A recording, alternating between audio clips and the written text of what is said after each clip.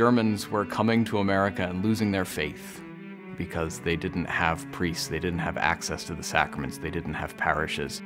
And we were desperate for Catholic clergy to come over and help set these things up. Neumann was inspired by that. Ján Neumann arrived in the U.S. in 1836 and was ordained a Redemptorist priest. His pastoral talent among the people was quickly noticed, and in 1852, Neumann was consecrated Bishop of Philadelphia. I wouldn't wish the job of being the Bishop of Philadelphia at this time on anybody, especially somebody who's coming as an immigrant themselves. But that experience connected him with other immigrant Catholics whose religious communities were deeply rooted in Philadelphia. In the 1790s, the Catholic Church recognized that a national group would want a place to come together. Bishop Neumann used the national parish model from the German congregation Holy Trinity to serve a diocese bursting with newcomers. When Ján Neumann arrives in Philadelphia, he finds what is really a church of the poor and the immigrant.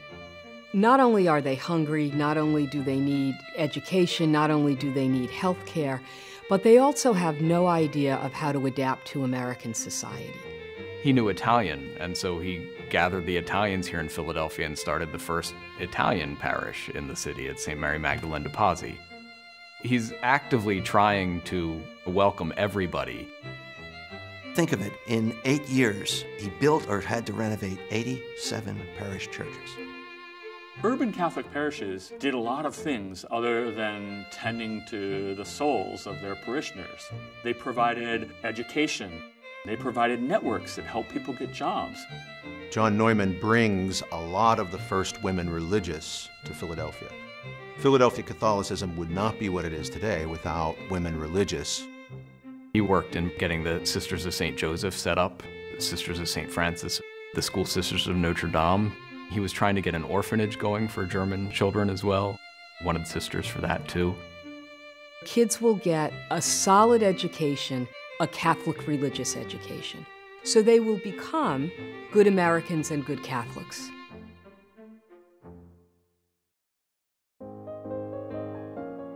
Neumann captures the immigrant experience as people are trying to find their way in this new city and trying to sort out what it's going to be American. What do I carry with me? What do I keep holding on to? Neumann's exhaustive work soon took its toll. At age 49, he collapsed and died on a city sidewalk. In the coming century, the modest bishop would receive the church's highest honor. In the early 1900s, they declared him venerable, one of the stages along the way toward canonization. Next, the hierarchy examined his historic and still vital impact on the everyday lives of Philadelphia Catholics. There is a way to connect the sacred with the tangible.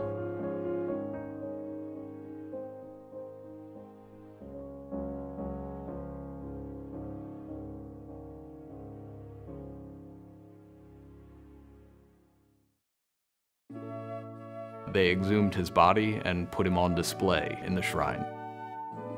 It's a little scary at first. You see St. Ján Neumann under glass. Catholics began to pray to him. Church authorities searched for 3 miracles, 3 acts they could not explain any other way. A young boy, Michael Flanagan, who had cancer. They prayed for the intercession of Blessed Ján Neumann. He had a full recovery the doctors couldn't explain.